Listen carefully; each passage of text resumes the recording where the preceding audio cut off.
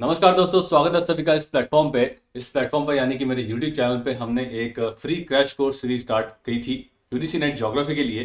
और आज हम इसका पार्ट 3 करने वाले हैं। हमने जियोमॉर्फोलॉजी से स्टार्ट किया था जो हमारी यूनिट 1 है, और आज हम इसका पार्ट 3 करेंगे।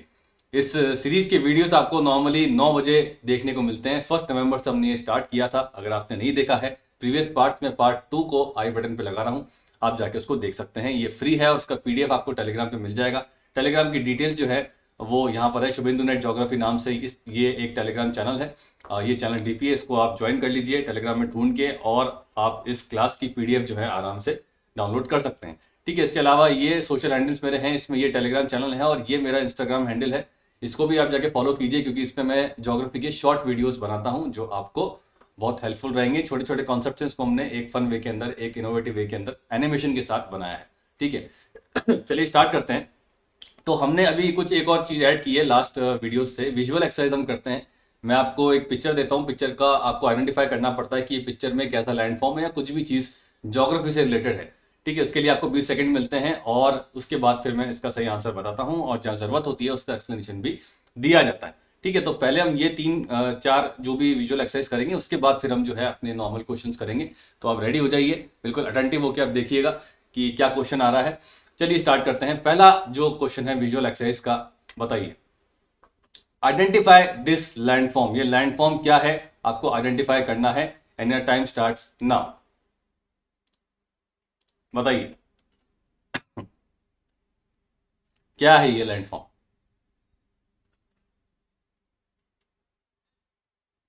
क्या ये मोनोक्लाइनल फोल्ड है, ये सिंक्लाइनल फोल्ड है, रिकम्बेंट फोल्ड है, या नन ऑफ दीज है?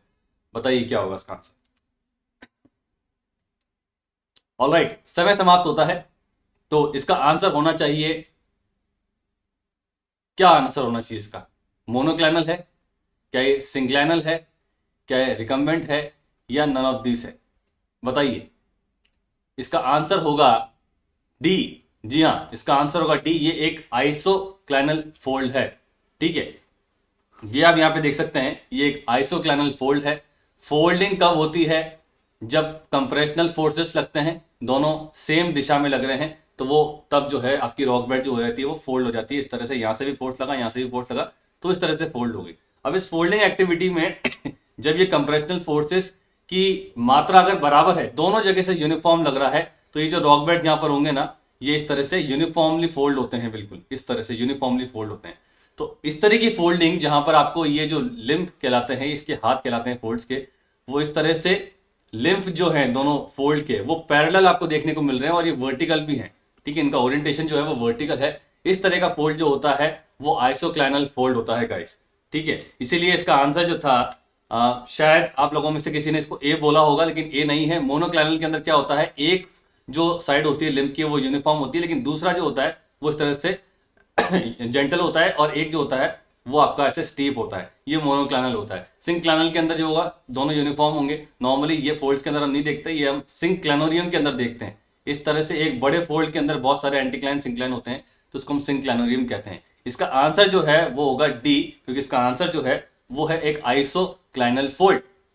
अब ये आइसोक्लाइनल फोल्ड जो है आपको ध्यान रखना, ये पैरेलल है और वर्टिकल है, यानी कि दो कीवर्ड है इसके अंदर, पैरेलल एंड वर्टिकल। यहाँ पे इसका एक्सप्लेनेशन लिखा हुआ है, a very tight fold which in which the limbs, इसको लिम्ब कहा जाता है, ये हाथ जो होते हैं, और ये कॉमन लिम्ब होता है इस फोल्ड का, इस फोल्ड के बीच वाला। ठीक है, limb are parallel and nearly parallel to one another is known as isoclinal fold. लेकिन जब ये आइसोक्लाइनल फोल्ड इस तरह से फोल्डिंग होती है कि इसका एक लिम्ब जो है उस पर ज्यादा प्रेशर लग गया, और वो जो है इसके ऊपर इस तरह से चढ़ गया, तो इससे क्या होगा, ये एक आइसोक्लाइनल फोल्ड था। अब जब कंप्रेशनल फोर्सेस लगे, तो यहां से कंप्रेशनल फोर्स ज्यादा लगा, तो ये फोल्ड जो है ना, इसका जो लिम्फ है ये इस तरह से, यहां बनाता हूं मैं इसको, इस तरह से चढ़ के, ठीक है, ये दूसरे फोल्ड पे चढ़ने की कोशिश करेगा इस तरह से यूं। ठीक है, और कंप्रेशनल फोर्स लगेगा, तो ये जो ये वाला जो लिम्फ है, यानी कि जो ये वाला जो लिम्फ है, इस फोल्ड से कंप्लीटली इस तरह से चढ़ जाएगा। और एक इस तरह से जो फोल्ड है ना वो इस बार पैरेलल तो है, देख लो अब ये भी पैरेलल है, ये भी पैरेलल है, लेकिन अब ये वर्टिकल नहीं है, ये हॉरिजॉन्टल हो गए। तो इस तरह का फोल्ड, जहां पर कंप्रेशनल फोर्सेस की वजह से, यहां पे आप देखो जो लिम्फ ऑफ फोल्ड है, लिम्फ जो फोल्ड है, यानी कि दोनों हाथ, वो इस बार पैरेलल भी हो रहे हैं नियरली, और वो इस बार हॉरिजॉन्टल है, तो फिर वो रिकम्बेंट फोल्ड कहलाता है। ये बात आपको ध्यान रखनी है। फिर क्या होता है, देखो इसकी एक और एक स्टेज है, ये देखो एक रिकम्बेंट फोल्ड बन गया इस तरह से। अब क्या होगा, कंप्रेशनल फोर्स और लगा, तो ये जो होगा, ये जो हाथ है ये वाला जो लिम्फ है, ये इसको ओवरटेक कर देगा और ये पीछे वाला फोल्ड यहीं रह जाएगा। इसको मैं यहां बनाता हूं, यहां देखो ये वाला लिम्फ जो है ना, इसने इसको ओवरटेक कर लिया और ये वाला लिम्फ तो पीछे ही रह गया। तो इसको हम क्या कहते हैं, इसको हम कहते हैं ओवरटर्न फोल्ड। ठीक है, और एक स्टेज आती है इसके अंदर और कंप्रेशनल फोर्स लगा, जब ये वाला फोल्ड इसको टूट के बिल्कुल आगे हो गया और ये अलग अलग हो गए। जैसे मान लो ये रिकम्बेंट फोल्ड था, ठीक है, फिर इस बार क्या हुआ, ये फोल्ड और आगे चला गया, ये वाला फोल्ड पीछे ही रह गया बेचारा। ठीक है, नेक्स्ट स्टेज के अंदर क्या होगा, ये फोल्ड यहां से टूट जाएगा क्योंकि इसके अंदर और कंप्रेशनल फोर्स लगा, और कंप्रेशनल फोर्स लगने की वजह से ये वाला जो लिम्फ है इस वाले से टूट के बिल्कुल अलग हो गया। और कई बार क्या होता है, ये टूटा हुआ लिम्फ बहुत दूर जाके गिरता है, यहां जाके गिरता है और ये ओरिजिनल फोल्ड तो यहां पर था। तो ये जो टूटा हुआ होता है इसको हम कहते हैं नैप। आपको पता होना चाहिए ये सब आपस में इंटर रिलेटेड है। ठीक है, तो ये आपका आइसोक्लाइनल फोल्ड है जो आपका पैरेलल भी है और वर्टिकल भी है। रिकम्बेंट में क्या होगा, जब ये पैरेलल होंगे और इस बार वर्टिकल की जगह ये हॉरिजॉन्टल हो जाएंगे तो ये कहलाएगा आपका recumbent fold. I hope this is clear और कंफ्यूजन क्लियर हो जाना चाहिए अब। ठीक है, चलते हैं नेक्स्ट क्वेश्चन पे। ये नेक्स्ट विजुअल एक्सरसाइज है आपके लिए। आइडेंटिफाई कीजिए इस ट्रांसफॉर्म मूवमेंट को, किस तरह का ट्रांसफॉर्म मूवमेंट है ये, ए dextral, B sinistral, C both या नन ऑफ दिस। बताइए क्या होगा।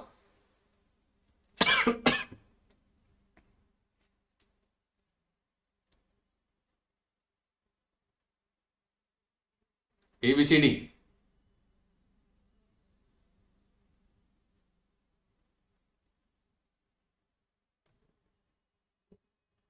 ऑलराइट, समय समाप्त होता है और इसका आंसर होगा ए। जी हाँ, ये एक डेक्स्ट्रल सिनिस्ट्रल ट्रांसफॉर्म मूवमेंट है।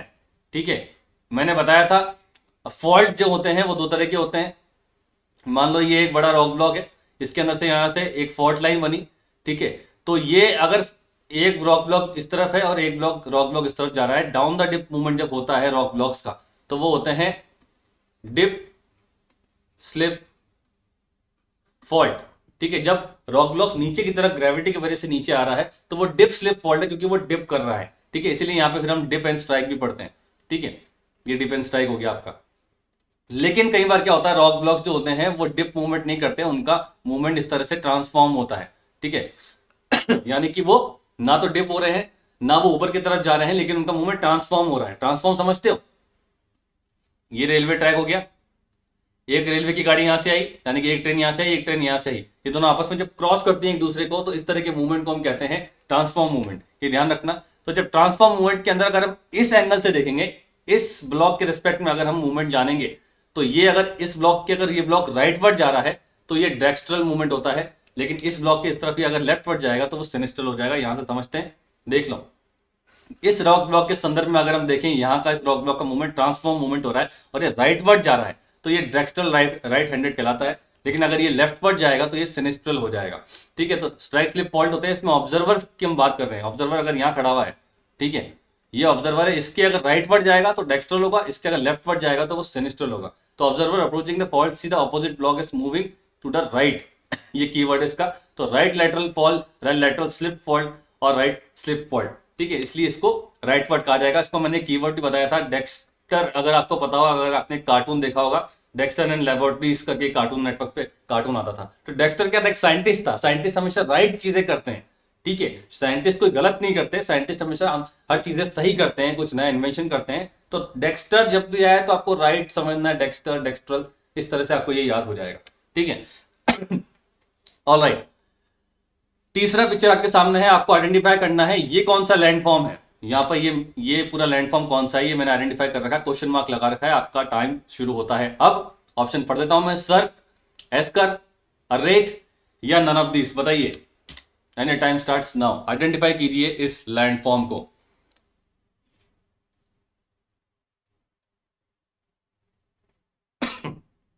बताइए क्या होगा।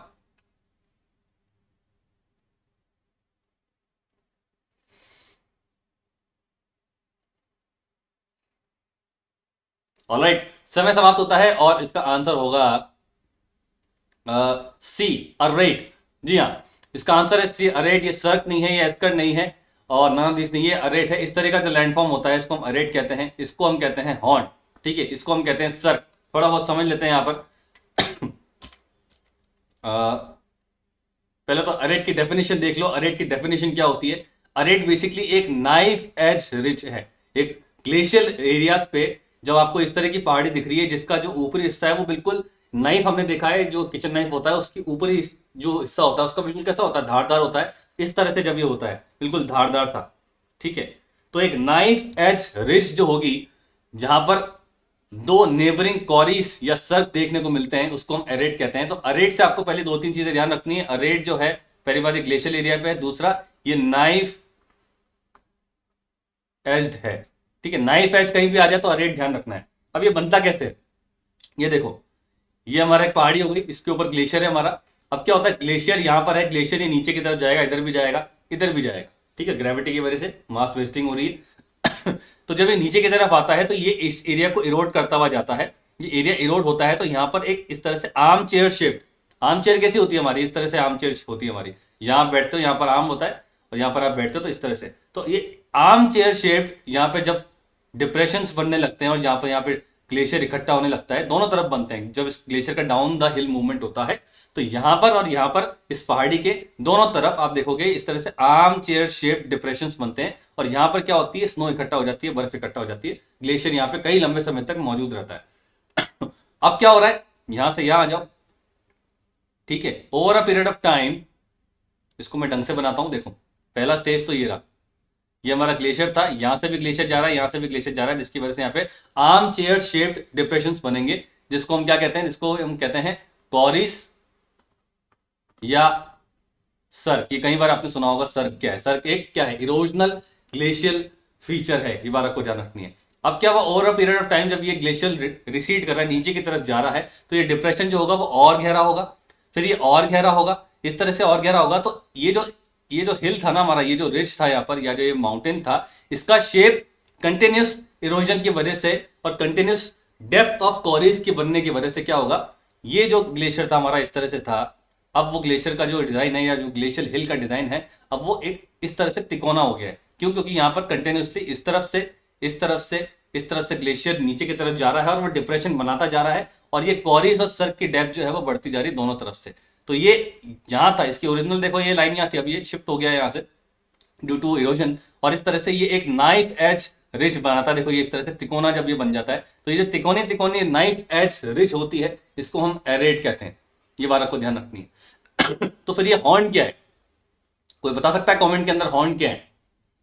हॉर्न के अंदर क्या हो रहा है, ये जो ग्लेशियल हिल है इसका यहां से भी और इसके पीछे वाले साइड से भी, जब तीन जगह से कॉरीज बनती हैं, तीन जगह से सर्फ बनते हैं, और over a period of time तीनों जगह से जब ये तिकोना होने लगता है, तो ये कहलाएगा आपका हॉर्न।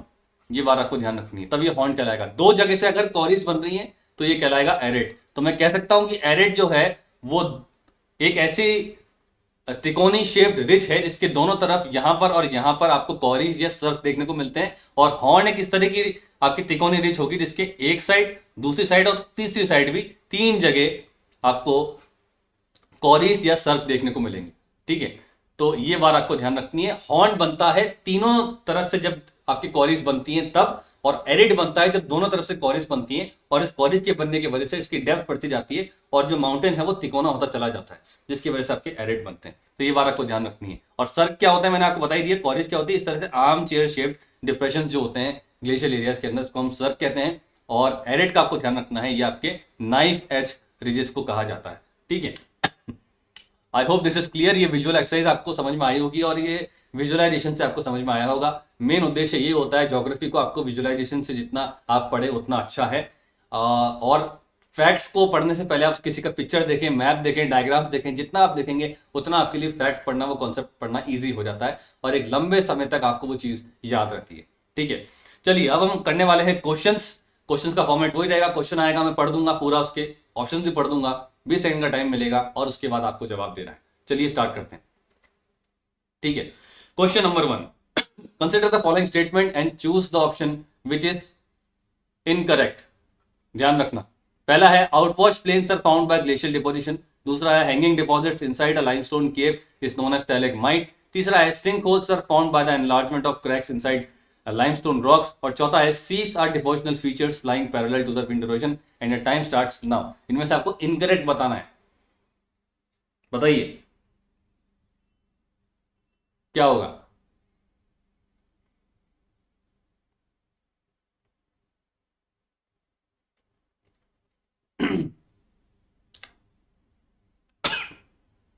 क्या होगा आंसर? समय समाप्त होता है। और आपको इनकरेक्ट बताना था, तो आउटवॉश प्लेन ग्लेशियल डिपॉजिट से बनते हैं, ये बिल्कुल सही है।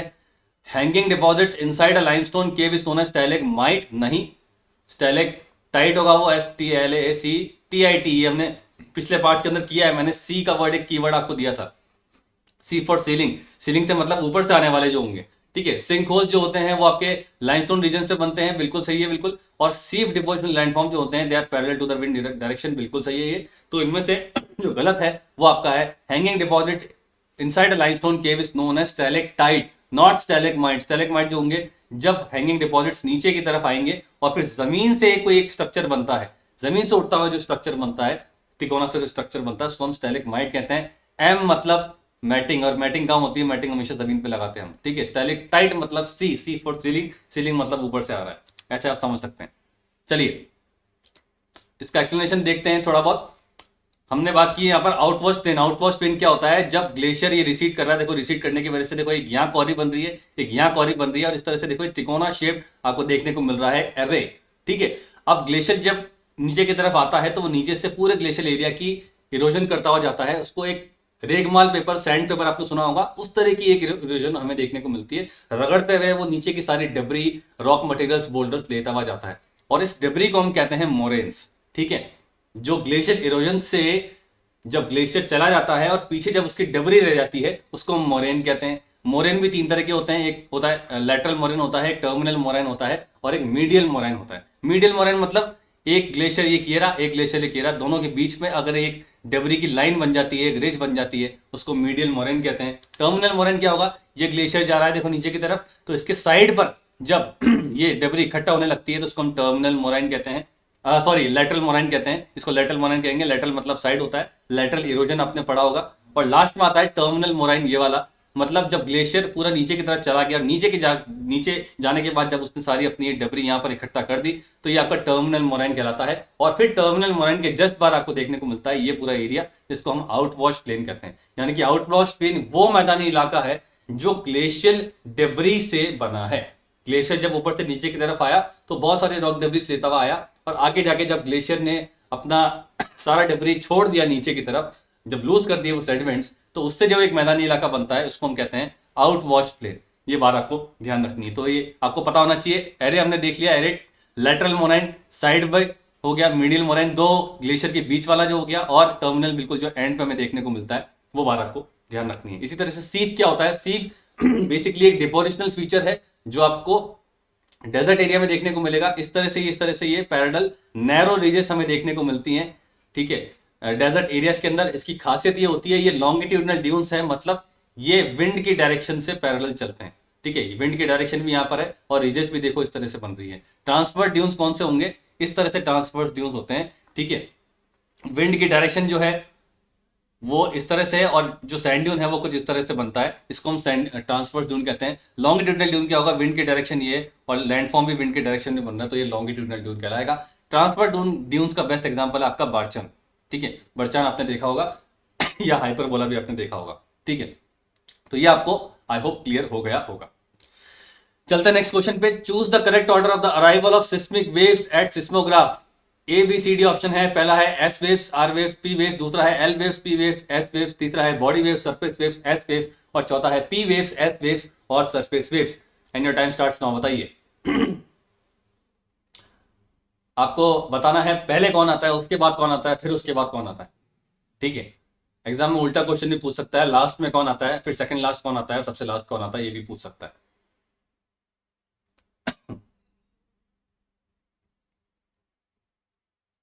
समय समाप्त होता है, और इसका सही आंसर होगा डी। पहले पी वेव्स आती है, ठीक है, फिर आती है एस वेव्स, और उसके बाद लास्ट में आती है सरफेस वेव। जो सरफेस पे आती है सबसे लास्ट आती है, मोस्ट डिस्ट्रक्टिव ये वाली होती है। यहाँ पे आप देखो, देखो ये हमारा है फोकस, जहां से आपका हुआ है अर्थक्वेक ओरिजिनेट, जिसको हाइपोसेंटर भी कहा जाता है, यहां से जो वेव्स जा रही हैं अर्थ की बॉडी में ट्रेवल करते हुए सरफेस की तरफ, ये कहलाती हैं बॉडी वेव्स। ठीक है, और ये होती हैं दो तरह की, एक पी वेव्स और एक एस वेव्स। पी बोले तो प्राइमरी, ठीक है, और एस मतलब सेकेंडरी। एस को सरफेस में समझ लेना, ठीक है, सेकेंडरी हो गया। प्राइमरी सेकेंडरी में फर्क ये है कि भाई पहले तो ये रिकॉर्ड होती है सबसे पहले, क्योंकि ये प्राइमरी है। दूसरी बात, प्राइमरी वेव्स गैस हो गया, चाहे वो लिक्विड हो गया, चाहे वो सॉलिड हो गया, तीनों ही मीडियम ऑफ अर्थ के अंदर ये ट्रैवल कर सकती है। लेकिन जो ये सेकेंडरी वेव्स है वो सिर्फ और सिर्फ सॉलिड के अंदर ट्रैवल करती है, लिक्विड के अंदर ट्रैवल नहीं कर पाती। ठीक है, इसलिए सेकेंडरी वेव्स है, इसलिए लेट आती है। इसके बाद ये जो वेव्स यहां से ओरिजिनेट होकर सरफेस पे आई, तो सरफेस पे आने के बाद यहां पे इसने सरफेस पे एक नई सेट ऑफ वेव को जनरेट किया, जिसको हम कहते हैं सरफेस वेव्स। और ये भी दो तरह की होती हैं, लव वेव्स और रिलीज वेव्स, ये भी दो तरह की होती हैं। इनमें क्या फर्क होता है, चलो देख लो, यहां पे आ जाओ। लव वेव्स के अंदर डायरेक्शन ऑफ प्रोपोगेशन कैसा होगा, back and forth, to and fro. ठीक है, रिलीज वेव्स के अंदर क्या होता है, डायरेक्शन प्रोपोगेशन इस तरह से सर्कुलर होता है। ये मैं कई बार अपने कोर्स के अंदर बता चुका हूं और यहाँ पे यूट्यूब पे भी मैं बता चुका हूं। Direction of propagation of particles इस तरह से सर्कुलर होता है, तो वो रिलीज वेव से आपकी लव वेव्स के अंदर इस तरह से back and forth, side to side हमें देखने को मिलता है।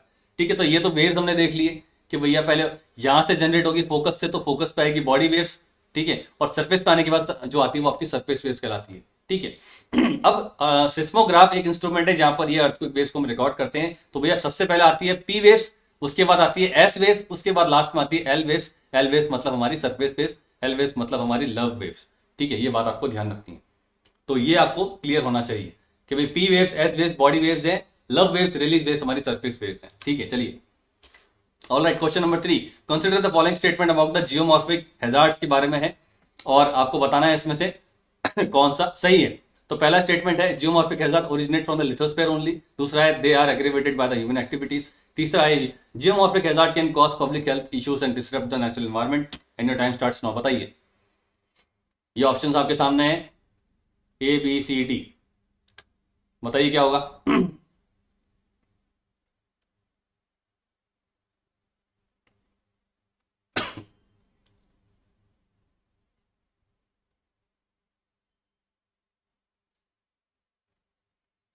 ऑलराइट, समय समाप्त होता है और इसका आंसर होना चाहिए बी। इसका आंसर होगा 1, 2 एंड 3 तीनों ही सही हैं, क्योंकि जियोमॉर्फिक हैजार्ड्स वो हैं, जियो आ गया है यानी कि अर्थ सरफेस से ये ओरिजिनेट हो रहे हैं, तो लिथोस्फीयर से होते हैं, ये एटमॉस्फेयर में नहीं होते। ठीक है, इसके अलावा they are aggravated by the human activities, ये बिल्कुल सही बात है।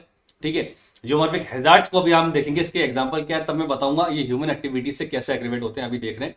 थर्ड जो है geomorphic hazard can cause public health issues and disrupt the natural environment, ये बात भी बिल्कुल सही है, जियोमॉर्फिक हैजार्ड्स तबाही ला सकते हैं। तो ये तीनों स्टेटमेंट सही है, इसलिए इसका आंसर होगा बी, इसका आंसर होना चाहिए। ठीक है, यहाँ पे आप देखते हैं जियोमॉर्फिक हैजार्ड्स क्या हैं। They are those hazards that originate near the earth surface, बिल्कुल यानी कि अर्थ सरफेस पे होते हैं। ठीक है, कौन कौन से आते हैं इसके अंदर, soil erosion, slope failure, ground subsidence, karst के अंदर river channel, glacier erosion, coastal erosion, जितने भी हैं ये जियोमॉर्फिक हैजार्ड्स होते हैं। और आपने देखा होगा ग्लेशियल एरिया हो गया, चाहे हमारा रिवर चैनल के अंदर वहां पर एरिया हो गया, लैंडस्लाइड हो गया, मड फ्लो हो गया, अर्थ फ्लो हो गया, ठीक है, और एवलांच हो गया, ये सब जियोमॉर्फिक हैजार्ड्स के अंदर आएंगे। अब जब ये आते हैं डेफिनेटली ये डिसरप्शन लाते हैं, loss of life and property होता है। अब how they are aggravated by the human activities, अगर आप पहाड़ी इलाकों के अंदर ज्यादा डिफॉरेस्टेशन करोगे, ज्यादा माइनिंग करोगे, तो यहां पर क्या होगा, एक नेचुरल बैलेंस, इक्विलिब्रियम जो है वो डिसरप्ट होता है। पेड़ हटा दोगे तो सॉइल इरोजन बहुत जल्दी जल्दी होगा, और जब सॉइल इरोजन होगा तो डेफिनेटली वहां स्लोप फेलियर भी होगा, एवलांचेस भी आ सकते हैं, डेब्री फ्लो भी हो सकता है, अर्थ फ्लो भी हो सकता है, लैंडस्लाइड भी हो सकती है। इसीलिए ह्यूमन एक्टिविटी से ये एग्रीवेट हो जाते हैं। ठीक है, ये बात आपको ध्यान रखनी है। चलिए क्वेश्चन नंबर 4 अदर्शन रीजनिंग का क्वेश्चन है। अदर्शन है the youthful stage of Davis is marked by V shape valleys. इसका रीजन दे रखा है high channel gradient results in valley deepening. And your time starts now. बताइए,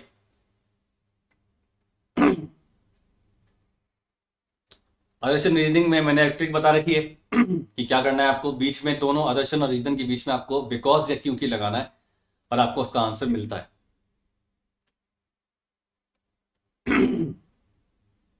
ऑलराइट, हो गया समय समाप्त। तो देखते हैं भी अदर्शन क्या कहता है। अदर्शन कहता है कि भी youthful stage of Davis is marked by V shaped valleys because high channel gradient result in valley deepening. तो बिल्कुल ये सही बात है। यूथफुल स्टेज कब कहलाती है, यानी कि फर्स्ट स्टेज जहां से रिवर ओरिजिनेट कर रही है, डाउन द हिल मूवमेंट यहां पर हो रहा है। और यहाँ पर क्या होता है, चूंकि इसका रिलीफ ज्यादा है, ये हमारे मैदानी इलाके हैं, तो इसके कंपैरिजन में यहाँ पर एल्टीट्यूड ज्यादा है, रिलीफ ऊपर है, हायर रिलीफ पर है। इसी वजह से जब ये रिवर नीचे की तरफ आएगी तो उसकी स्पीड बहुत ज्यादा होगी, स्पीड बहुत ज्यादा होगी तो उसकी वैली डीपनिंग होगी। ठीक है, ये पानी को पानी जो है वो अर्थ डेबरी को, रॉक्स को बहुत तेजी से काटेगा, बिकॉज हाई वेलोसिटी है, और इसकी वजह से हमें यहाँ पर वी शेप वैलीज देखने को मिलती है, जैसा कि आप यहाँ पे देख सकते हैं।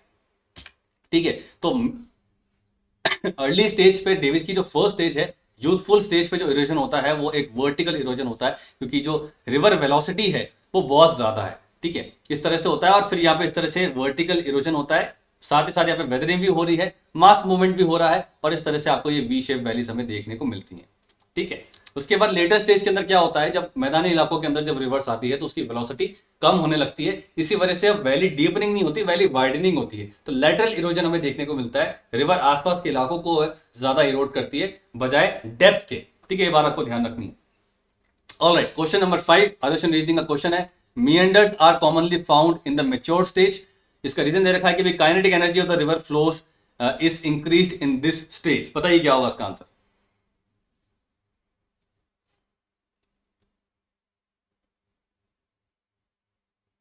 ABCD बताइए। अभी मैंने थोड़ा सा एंड दे ही दिया है आपको, अगर सुना होगा तो आप इसको आराम से कर ले जाएंगे, कोई दिक्कत ही नहीं आएगी।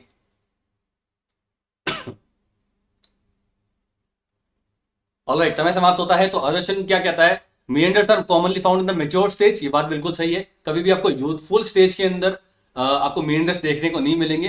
कई बार एक्सेप्शन होता है, जब रिवर रिजुविनेशन होता है तो हमें देखने को मिलता है। नॉर्मली meanders जो है वो एक मेच्योर स्टेज का एक लैंडफॉर्म फीचर है, यानी कि मैदानी इलाकों में हमें देखने को मिलते हैं। ठीक है, इसका रीजन दे रखा है क्यों मिलते हैं, क्योंकि kinetic energy of the river is increased in this stage. तो ये स्टेटमेंट गलत हो गया, ये स्टेटमेंट सही हो गया। काइनेटिक एनर्जी कभी भी मेच्योर स्टेज के अंदर इंक्रीज नहीं होती है, अलबत्ता वहां पर रिजुविनेशन नहीं हो रहा हो या वहां पर सब्सिडेंस या अपलिफ्टमेंट नहीं हो रहा हो। अगर इसको हम देखिए तो एक्सेप्शनल केसेस हैं। नॉर्मली मेच्योर स्टेज के अंदर हमें क्या देखने को मिलता है, काइनेटिक एनर्जी यानी कि रिवर फ्लो की जो वेलोसिटी है वो कम होने लगती है, इसी वजह से वो मिएंडरिंग कोर्स लेती है, इसी वजह से यहाँ पे नेचुरल लेविस वगैरह बनती है। तो ये स्टेटमेंट हो गया गलत, इसीलिए इसका आंसर होगा C, A is true, R is false.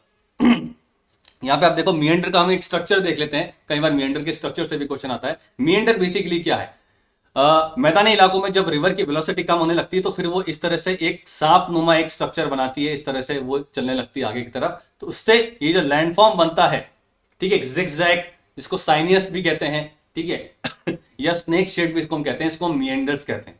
ठीक है, जिसके अंदर घुमाव होते हैं, convex concave, convex concave, convex concave हमें जो देखने को मिलता है फेस ऑफ लैंडफॉर्म, तो उसे हम मिएंडर कहते हैं। अब भैया मिएंडर के अंदर क्लिफ कहां पर होगा, क्लिफ देखो ये रिवर यहां से आ रही है, तो ये रिवर सबसे पहले आके यहां टकराएगी, तो यहां पर ये इरोजन करेगी, इरोजन की वजह से यहाँ की मिट्टी जो है वो साथ में लेके जाएगी तो कुछ मिट्टी यहाँ डिपॉजिट हो जाएगी, तो हमेशा इरोजन जो होगा ना वो हमेशा यहाँ पर आप देखोगे ये इसके कॉनकेव साइड में होगा। ठीक है, इरोजन हमेशा ये कॉनकेव साइड में होता है, और ये जो यहाँ पर रिवर क्लिफ हमें देखने को मिलती है। और इसके बाद ये यहाँ जाने के बाद कुछ इसने रिवर ने अपना सेडिमेंट लोड यहाँ छोड़ दिया, तो ये हो गया हमारा कॉन्वेक्स साइड। यहाँ पर क्या होता है, यहाँ पर डिपोजिशन होता है, और इस लैंडफॉर्म से बनने वाला जो फीचर है, मतलब यानी कि इस डिपोजिशन से बनने वाला जो लैंडफॉर्म है, हम कहते हैं पॉइंट बार्स या स्लिप ऑफ स्लोप। दोनों आपको ध्यान रखते हैं, पॉइंट बार्स या स्लिप ऑफ स्लोप एक ही बात है। इसके बाद ये वापस से रिवर यहाँ आई, फिर इसने यहाँ पे वापस से क्या किया, वापस से इरोजन किया, और यहाँ आने के बाद वापस से इसने क्या किया, यहाँ इरोजन किया, और यहाँ पे इसने डिपोजिशन किया। तो एक बार इरोजन हो रहा है, एक बार डिपोजिशन हो रहा है, एक बार इरोजन हो रहा है, एक बार डिपोजिशन हो रहा है। जहां पर डिपोजिशन हो रहा है उसको हम कहते हैं स्लिप ऑफ स्लोप या पॉइंट बार्स। ठीक है, जहां पर इरोजन होता है वहां पर हमेशा रिवर क्लिफ बनती है। ठीक है ये बात आपको ध्यान रखनी है। अब यहां पर ऑक्सबो लेक कैसे बनते हैं, ऑक्सबो लेक भी इसी का ही एक फीचर है, ऑक्सबो लेक्स। अब क्या होता है, जब ये रिवर का सेडिमेंटेशन यहाँ से कंटिन्यूसली इरोजन हो रहा है और यहाँ पे आके कंटिन्यूसली सेडिमेंटेशन हो रहा है, तो एक टाइम आएगा कि सेडिमेंटेशन की जो लेयर है, ये लेयर बनी, फिर ये एक और लेयर बनी, एक और लेयर बनी, और ये लेयर आने के बाद इसको पूरा इसने ब्लॉक कर दिया। ठीक है, अब क्या हुआ, रिवर यहां से आ ही नहीं सकती, क्योंकि ये पूरा जो है सेडिमेंटेशन लोड यहाँ पे आके इसने रिवर के चैनल को जो है ब्लॉक कर दिया। अब रिवर क्या करेगी, रिवर सीधा यहां से फ्लो करेगी और यहां से एक अपना एक रास्ता निकाल लेगी। ठीक है, अब रिवर यहां से इरोड करते हुए यहां से पतला सा अपना रास्ता निकालने के बाद वापस निकल जाएगी, क्योंकि पानी को आप कभी नहीं रोक सकते। ठीक है, तो ये इस तरफ जाने के बजाय सीधी सीधी निकल जाएगी रिवर। तो ये जो कटा हुआ हिस्सा रह गया मिएंडर का, यही हमारा जो है वो क्या कहलाता है, वो ऑक्सबो लेक कहलाता है, जो मेन चैनल से कट के बिल्कुल दूर हो गया। इसका जो आप शेप देखोगे ये गाय के खुर के समान होता है, या हॉर्सशू शेप भी इसको हम कहते हैं, जो घोड़े की जो नाल होती है उस तरह से होता है, इस तरह से हॉर्सशू शेप होता है, इसको हम कहते हैं ऑक्सबो लेक। ये रिवर ने क्या किया, यहां जाने की बजाय आप सीधा रास्ता ले लिया, तो ये वाला जो पार्ट है वो कट ऑफ हो गया, और ये जो बन गया एक ऑक्सबो लेक बन गया है। ठीक है, ये बात को ध्यान रखते हैं। धीरे धीरे यहाँ पे वेजिटेशन आ जाती है और यहाँ पे फिर वापस से फॉरेस्ट बन जाता है। ठीक है, ऑलराइट। अब मिएंडर्स के कई बार टाइप्स भी आपसे पूछ सकता है, तो भैया मिएंडर्स के नॉर्मली कोई टाइप नहीं होते, लेकिन एक्सेप्शनल केसेस के अंदर इसके दो टाइप्स हमें देखने को मिलते हैं। जब मिएंडर्स, नॉर्मली हमने क्या देखा है, मिएंडर्स हमें वहां देखने को मिलेंगे, मैदानी इलाकों के अंदर देखने को मिलते हैं जहां पर रिवर वेलोसिटी कम होती है, तो मिएंडर्स अपना इस तरह से पार्ट बनाते हैं। कई बार ऐसा होगा रिवर रिजुविनेशन हो जाता है। रिवर रिजुविनेशन मतलब जब जो बेस लेवल है, बेस लेवल क्या है, बेस लेवल एक वो लिमिट है जहां तक रिवर इरोड कर सकती है। कई बार क्या होता है, ये बेस लेवल नीचे की तरफ चला जाता है because of subsidence and upliftment. तो अब क्या होगा, मेच्योर स्टेज के अंदर, मेच्योर स्टेज के अंदर रिवर क्या करेगी, अब क्या करेगी, वर्टिकल इरोजन करने लग जाएगी, लैटरल इरोजन की बजाय। मेच्योर स्टेज के अंदर वो क्या कर रही है, वर्टिकल इरोजन कर रही है, यानी कि वापस से वो डीपनिंग वाली स्टेज वापस आ रही है। तो जब ये मेंडर्स से होते हुए जाती है रिवर्स इस तरह से, ठीक है, इस एरिया पे एक मेंढर बना हुआ है, और कंप्लीटली इस पूरे एरिया के अंदर आप देखोगे क्या हो गया, यहां पर रिवर रिजुविनेशन हो गया। तो अब लैटरल इरोजन की जगह रिवर क्या करेगी, इस पूरे मेंढर का वर्टिकल इरोजन करने लगेगी, वैली डिपनिंग यहाँ पे वापस होने लगेगी। तब हमारे पास जो मेंढर्स आते हैं जहां पर लैटरल इरोजन की जगह डीपनिंग हो रही है, उसको हम इंसाइज्ड मेंढर्स कहते हैं। ये बात आपको ध्यान रखनी है। क्या लिखा है यहां पर, they are form when the river cuts into the beds and deepens. ये बात आपको ध्यान रखनी है, डीपन्स इट्स मेंढर। तो उस तरह के मेंढर को हम कहते हैं इंसाइज्ड मेंढर्स। इसके फिर दो पार्ट हैं, एक है हमारा एंट्रेंस मेंढर, दूसरा है इनग्रोन मेंढर। एंट्रेंस मेंढर वो होगा जब वैली डीपनिंग की वजह से मेंढर्स में ये जो इस तरह से वैलीज बन रही है, उसके दोनों जो साइड्स हैं, वैली के दोनों की जो वॉल्स है वो यूनिफॉर्म है, यानी कि कंप्लीटली यहाँ पे वी शेप वैली या यू शेप वैली हमें देखने को मिलती है। तो वो हो गया वो एंट्रेंस्ड मेंढर। इनग्रोन मेंढर वो होगा जब मेंढर्स के अंदर वैली डीपनिंग की वजह से एक साइड तो रह गई जेंटल और एक साइड रह गई बिल्कुल स्टीप। ठीक है, तो वो कहलाएगा आपका इनग्रोन मेंढर्स। तो ये यानी कि ए सिमेट्रिकल है, सिमेट्रिकल साइड्स कह सकते हैं इसको हम, और ये जो हो गया हमारा हो गया सिमेट्रिकल हो गया। ये इतना सा आपको ध्यान रखना है बस। ठीक है, एंट्रेंस मतलब दोनों साइड जो है वो यूनिफॉर्म है, इनग्रोन मतलब एक साइड जो है वो छोटी है या जेंटल है, एक साइड जो है वो स्टीप है। इनसाइज मेंढर्स कब बनते हैं, जब रिवर जो है मेंढरों के अंदर डीपनिंग स्टार्ट कर रही है, तो वो इनसाइज मेंढर्स बनेंगे। River rejuvenation is the prime reason for this kind of meanders. Alright, question number 6। Davis जो है वो एक अमेरिकन क्लाइमेटोलॉजिस्ट थे, तो फिर वॉल्टर पैंक क्या थे, फ्रेंच थे, वो एक यूएस यूनाइटेड स्टेट्स में रहने वाले थे, वो इंग्लिश थे या वो जर्मन थे, बताइए कौन थे। ABCD, कई बार ऐसा क्वेश्चन आ सकता है, इजी भी है लेकिन फिर भी थोड़ा बहुत कंफ्यूजिंग है। आप लोग कंफ्यूज जर्मन या फ्रेंच में हो सकते हैं।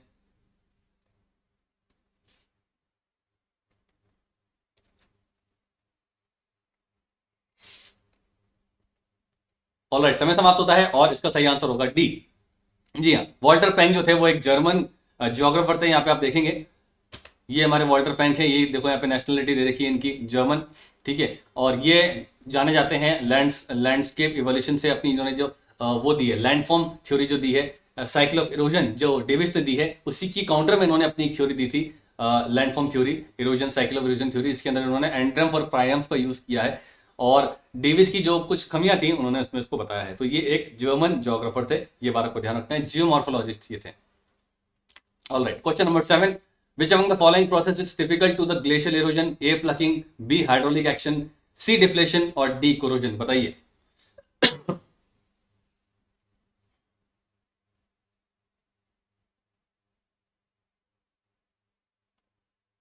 बताइए क्या होगा।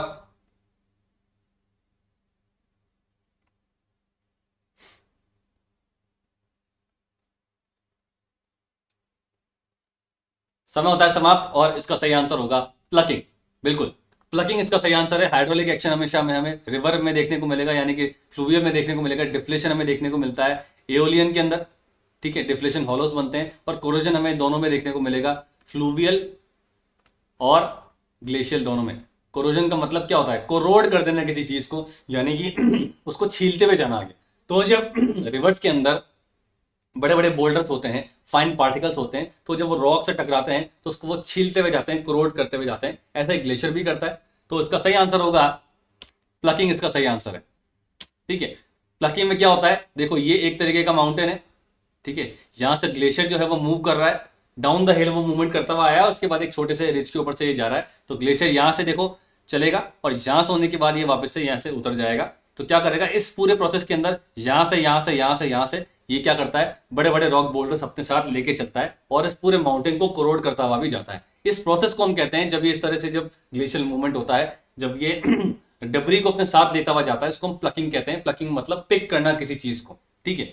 और ये जो बचा हुआ जो लैंडफॉर्म है इसे हम रोश माउंटेन कहते हैं। तो रोश माउंटेन जो है आपको अगर एग्जाम में आता है तो भैया ये ग्लेशियल का पार्ट है, ग्लेशियल लैंडफॉर्म्स के अंदर हमें देखने को मिलता है। ये बात आपको ध्यान रखनी है। रोश माउंटेन, जब एक माउंटेन के ऊपर से ग्लेशियर के ऊपर से चला गया तो जो बचा हुआ माउंटेन रह गया खुरदरा सा, उसे हम कहते हैं रोश माउंटेन, ठीक है। Plucking is a process of erosion that occurs during the glaciation as the ice and glacier move they scar मतलब वो ये छील देना along the surrounding rocks and pull away the pieces of rocks which causes erosion। तो ये pulling away of rocks जो होता है जिसको हम कहते हैं प्लकिंग, ठीक है। Question number 8, which among the following types of plate boundary and motions are exemplified by the San Andreas fault of California? बताइए। ए ट्रांसफॉर्म बाउंड्री है विद सिनिस्ट्रल मोशन, बी है transform boundary with dextral motion, divergent boundary with sinistral motion, convergent boundary with dextral motion. बताइए। San Andreas fault की यहाँ पे बात हो रही है, बताइए। इसका क्वेश्चन हमने सबसे पहले कर लिया, पहला ही क्वेश्चन हमने किया था, दूसरा किया था उसके अंदर आइडेंटिफिकेशन विजुअल वाले में। समय समाप्त होता है। क्या बोलता है, which among the following type of plate boundaries and motions भी इसमें बोला है, एग्जाम में आया हुआ क्वेश्चन था ये 2018 में। Are exemplified by the San Andreas fault of California, यानी कि सैन एंड्रियास फॉल्ट जो कैलिफोर्निया में है वहां पर किस तरह का आपको प्लेट बाउंड्री और मूवमेंट हमें देखने को मिलता है। तो इसका आंसर होगा बी, ट्रांसफॉर्म बाउंड्री है वो और मूवमेंट है वो डेक्स्ट्रल है। कैसा है यहाँ पे आप देखो, ये हमारा नॉर्थ अमेरिकन प्लेट, ये हमारा Pacific plate north American plate से इस तरह से यहाँ पे ट्रांसफॉर्म मूवमेंट हो रहा है। और ये हमारा है San Andreas fault. San Andreas fault से अगर कोई इंसान देखेगा यहाँ पर तो उसको ये मूवमेंट राइटवर्ड देखने को मिलता है, इसीलिए क्या होगा, ये डेक्स्ट्रल होगा। डेक्स्टर मतलब राइट, हमने देखा था, ठीक है। तो सैन एंड्रियास फॉल्ट के संदर्भ में हम देखें तो ये राइटवर्ड मूवमेंट हो रहा है, transform with dextral movement, transform boundary with dextral movement, B इसका आंसर होगा। चलिए question number 9, which among the following mountains is formed due to the convergence of one oceanic and one continental plate? Urals, Alps, Andes या Appalachians? बताइए। Easy question है, very easy question.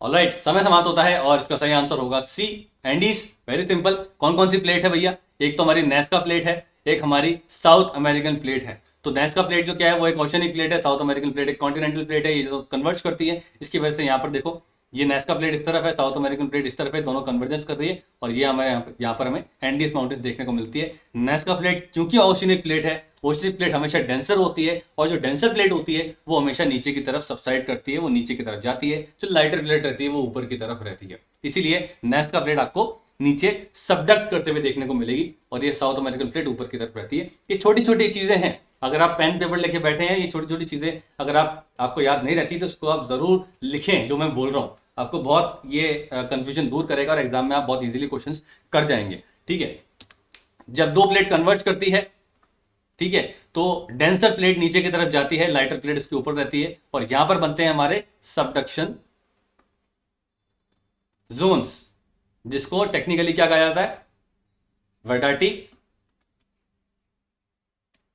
बेनियॉफ Jones. और यहां पर इसको एक और एक टर्म से बोला जाता है, ये जोन को कहा जाता है zone of foci of earthquakes. ये बात भी बिल्कुल सही है, ठीक है। अलग अलग आपको डेप्थ के हमें यहाँ पर अर्थक्वेक देखने को मिलते हैं, शैलो फोकस, इंटरमीडिएट और बिल्कुल डीप सीटेड वाले हमें अर्थक्वेक यहाँ पे देखने को मिलते हैं। और यहाँ पे आप देख ही सकते हो ये कन्वेक्टिव करंट यहाँ पे इस तरह से सर्कुलर मूवमेंट के अंदर चल रही है। आर्थर होम्स ने 1930 में ये कंसेप्ट दिया था। क्वेश्चन नंबर 10, अदर्शन रीजनिंग का क्वेश्चन है। अदर्शन कहता है कि plate margin and volcanic zones are closely related with each other. Reason इसका दे रखा है most of the volcanic zones are located along the convergent boundaries. बताइए क्या होगा इसका आंसर।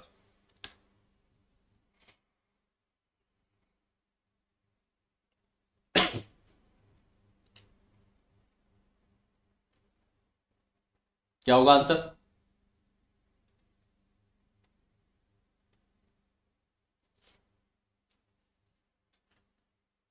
ऑलराइट, समय समाप्त होता है। प्लेट मार्जिन्स और volcanic zones are closely related with each other, यानी कि plate margins convergent divergent transform और वॉल्केनिक जोन्स आपस में क्लोजली रिलेटेड है, क्योंकि जितने भी वॉल्केनिक जोन्स है दुनिया के वो सब कन्वर्जेंट प्लेट बाउंड्रीज पर हैं। तो ये स्टेटमेंट जो है दोनों आपस में सही है, इसलिए इसका आंसर होगा ए, क्योंकि कॉन्ट्राडिक्टरी कहीं भी नहीं है। अभी बातें देख लो आप, दोनों ऊपर दोनों में वॉल्केनिक वॉल्केनिक आ रहा है, ठीक है, प्लेट मार्जिन भी आ रहा है, यहाँ पे बात कन्वर्जेंट प्लेट मार्जिन यहाँ पर भी आ गया। तो आपको ऐसे भी देखना है। कई बार अगर आपको लगता है कि यार मतलब थोड़ा सा मुझे कंफ्यूजन हो रहा है, तो आप दोनों स्टेटमेंट के कीवर्ड्स पकड़ लो। कीवर्ड्स में कहीं भी आपको कॉन्ट्रडिक्शन दिखता है कि यार एक तो बात कर रहा है उत्तर की, दूसरी बात कर रहा है पश्चिम की, तो फिर भी वो जो है वो आपको आइडेंटिफाई करने में इजी रहेगा। दोनों स्टेटमेंट, एक पूर्व की कर रहा है, उत्तर की बात कर रहा है, एक पश्चिम की बात कर रहा है, दोनों स्टेटमेंट सही हो सकते हैं, लेकिन वो अगर इंटर रिलेटेड नहीं है तो फिर आपका आंसर क्या हो जाएगा, वो बी हो जाएगा। अगर एक गलत है तो फिर वो आपका ए सी हो जाएगा। इस तरह से आपको ध्यान रखना है। तो देखो यहाँ पर दोनों स्टेटमेंट सही भी है और इसके कीवर्ड्स यहाँ पे प्लेट मार्जिन हो गया, यहाँ पर भी आपके कन्वर्जेंट प्लेट मार्जिन हो गया, वॉल्केनिक जोन दोनों में आ रहा है और ये आपस में इंटरलेट भी कर रहे हैं, इसलिए इसका आंसर होगा ए। ठीक है, प्लेट मार्जिन और वॉल्केनिक जोन्स इंटर रिलेटेड हैं, बिल्कुल सही बात है, क्योंकि जहां पर वॉल्केनिक एक्टिविटी हो रही है वहीं पर आपको प्लेट मार्जिन देखने को मिलते हैं, चाहे वो कन्वर्जन प्लेट मार्जिन हो चाहे वो डाइवर्जन प्लेट मार्जिन हो। डाइवर्जन प्लेट मार्जिन कहां होते हैं? जहां पर मिड अटलांटिक रिजेस या मिड अटलांटिक वॉल्केनोस हमें देखने को मिलते हैं। ठीक है, और जो पैसिफिक रिंग ऑफ फायर है, देखो यहाँ पर ये पूरी जो जहां पर सबसे ज्यादा वॉल्केनिक एक्टिविटी पूरे वर्ल्ड में होती है, ये हमारी पैसिफिक रिंग ऑफ फायर है। और ये जो पूरा मैंने सर्किल बनाया है, ये पूरा जो है ये एक कन्वर्जन प्लेट बाउंड्री का एरिया है। तो कन्वर्जन प्लेट बाउंड्रीज या प्लेट बाउंड्रीज और volcanic activities, volcanic zones and earthquake, ये सब आपस में इंटर रिलेटेड हैं। जहां पर कन्वर्जन प्लेट बाउंड्रीज है या डाइवर्जन प्लेट बाउंड्रीज है, वहां पर आपको क्या देखने को मिलेंगे? वहां पर आपको वॉल्केनिक जोन्स देखने को मिलेंगे और वहीं पर आपको अर्थक्वेक भी देखने को मिलेंगे। यहाँ पर भी आप देख सकते हो ये मिड अटलांटिक का डाइवर्जन प्लेट बाउंड्रीज है। यहाँ पर भी देखो ये आपको वॉल्केनिक जोन्स देखने को मिल रहे हैं। ये रेड डॉट जो है वो वॉल्केनिक एक्टिविटीज ही बता रहे हैं। ये बात आपको ध्यान रखनी है। क्वेश्चन नंबर 11, लास्ट क्वेश्चन है ये। अदर्शन रीजनिंग का क्वेश्चन है, the island along the mid Atlantic ridges are highly prone to volcanic activity. Reason इसका दे रखा है, sea floor spreading is the main cause of earthquakes in the Atlantic ocean. बताइए क्या होगा इसका आंसर।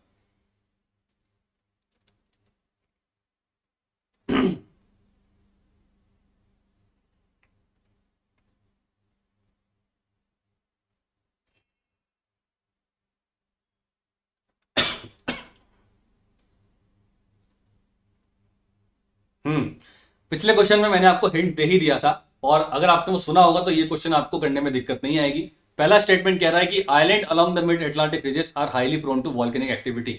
तो ये बात बिल्कुल सही है। मिड अटलांटिक रिजेस के आसपास जितने भी आइलैंड है, जैसे आइसलैंड एक एग्जांपल है, वहां पर हाईली वॉल्केनिक एक्टिविटी होती है क्योंकि मिड अटलांटिक रिजेस वहीं से पास हो रही है। तो ये तो बात सही है। इसका रीजन दे रहा है, sea floor spreading is the main cause of earthquake in the Atlantic ocean. अब एक जगह बात हो रही है वॉल्केनिक एक्टिविटी की, एक जगह बात हो रही है सी फ्लोर स्प्रेडिंग की, तो ये दोनों उत्तर पश्चिम हो गए, यानी कि दोनों का संबंध तो नहीं है। अब हमें ये देखना है कि क्या दोनों सही है या क्या दोनों गलत है, ये बात आपको ध्यान रखनी है। तो भाई island along the mid Atlantic ridges are highly prone to volcanic activity, ये तो बिल्कुल सही है। और sea floor spreading is the main cause of earthquake in the Atlantic ocean, ये भी सही है। जी हाँ, अटलांटिक ओशन के अंदर जब मिड अटलांटिक रिजेस से जब वॉल्केनिक एक्टिविटी होती है और जब लावा बाहर आता है, तो उसका एक कोरस्पॉन्डिंग इफेक्ट हमें ये भी देखने को मिलता है, जहां पर ज्वालामुखी फटता है तो वहां पर भूकंप भी आता है। ठीक है, तो ये बात सही है। मिड अटलांटिक रिजेस में भूकंप आने का प्राइम कारण जो पूरे मैं बात करूं अटलांटिक ओशन के अंदर ही, पूरे अटलांटिक ओशन के अंदर चूंकि मिड अटलांटिक रिजेस से वॉल्केनिक एक्टिविटी हो रही है, इसलिए सी फ्लोर स्प्रेडिंग हो रही है, और इसी वजह से आप देखोगे कि अर्थक्वेक्स भी हमें महसूस होते हैं because of this volcanic activity. यानी कि ये स्टेटमेंट सही है, लेकिन ये इसको एक्सप्लेन नहीं करता है, इसीलिए इसका आंसर होगा B. Both are true but R does not explain the A. दोनों बात उत्तर पश्चिम की कर रहे हैं, इसलिए ये संबंध तो रखता ही नहीं है। अब हमें ये देखना था कि दोनों सही है या गलत है, तो पहला तो सही है, दूसरा भी सही है, सी फ्लोर स्प्रेडिंग से अर्थक्वेक्स आते हैं, ये बात बिल्कुल सही है। तो ये बात आपको ध्यान रखनी है। अर्थक्वेक अटलांटिक में आने का कोई और दूसरा कारण नहीं हो सकता, सी फ्लोर स्प्रेडिंग जुड़ा हुआ है वॉल्केनिक से, और वॉल्केनिक से अर्थक्वेक आते हैं। तो आई होप आपको ये समझ में आ गया होगा। और ये हमने कर लिया है पार्ट 3। पीडीएफ आपका उसको टेलीग्राम पे मिल जाएगा। टेलीग्राम जो है वो शुभेंदु नेट ज्योग्राफी है, यहाँ पे आप देख सकते हैं। और ये जो है चैनल डीपीएस को आप सर्च कर लीजिए। यूजीसी नेट का हमारा कोर्स हमने चला रखा है, आपको थोड़ा समय मिल गया है। 15 से 30 दिसंबर 2021 में अब आपके एग्जाम होंगे। ज्योग्राफी वालों की मैं बात कर रहा हूँ, बाकी सबके तो आ चुके हैं डेट्स, ठीक है। तो आपको थोड़ा समय मिलता है। If you are interested to learn comprehensively तो आप डेफिनेटली कोर्स जो है वो सब्सक्राइब कर सकते हैं। डेमो लेक्चर्स मैंने डिस्क्रिप्शन में लगाए हैं। सबसे पहले आप ये देखिए, जो कोई भी मेरे पास आता है पहले मैं यही बोलता हूँ, पहले आप डेमो लेक्चर्स देखिए। और डेमो लेक्चर्स आपको फ्री में मिल रहे हैं, 3-4 टॉपिक आपके कवर होते हैं।